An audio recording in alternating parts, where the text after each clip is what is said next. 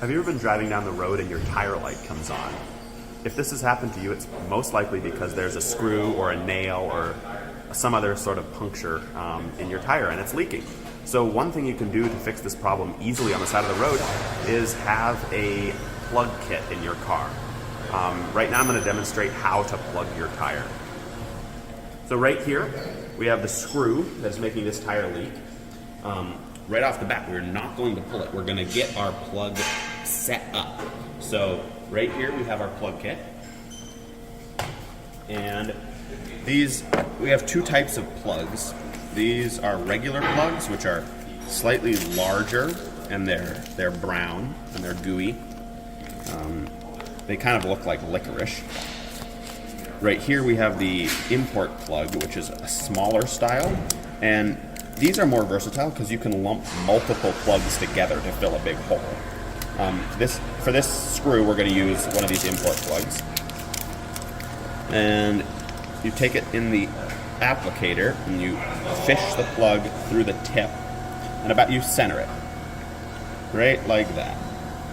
So to insert the plug, you're going to want this special lube. You could use rubber cement.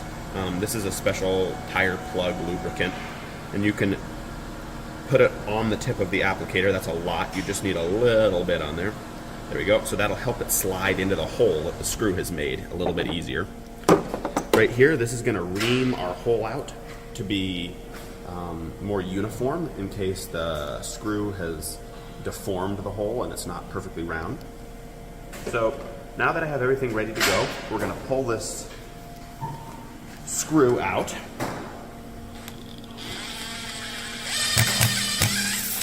Now we can hear that leak. You don't need to be super fast in plugging this. It's with a small screw, the leak will actually be somewhat slow. So here we go. We're gonna ream out this hole, and I like to put a little bit of lubricant on the tip of the reamer because it helps it go into the tire easier. And this part is where it's a little difficult if you're in the wheel well. So your fender could be right here, and it's kind of hard to get in there. So if you have it on the front tire, it's nice to turn the tire out so that you can reach the hole. And now that we have made this hole a little more uniform and clean, we're going to pull out the plunger and put in our plug.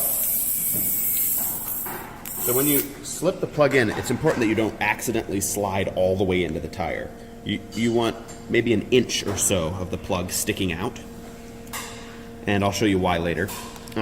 Right here, this second part of the applicator, you're going to hold down into the tire as you pull the T-handle up, and that will keep the plug from popping out.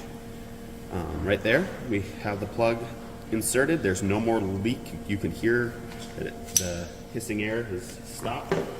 And now, if you just leave this tail, when you drive down the road, it will slowly get pulled out of the tire. So we just want to cut it off. If you have like a razor blade or a knife, honestly, this might get you home, and tire plugs are just a temporary fix. So if you don't have anything to cut these tails, it will be okay if you go right to a shop. In this case, we're just going to snip them off as low to the tread as we can. There we go. And you can kind of press the plug in a little bit. You can even snip it off in the tread a little bit.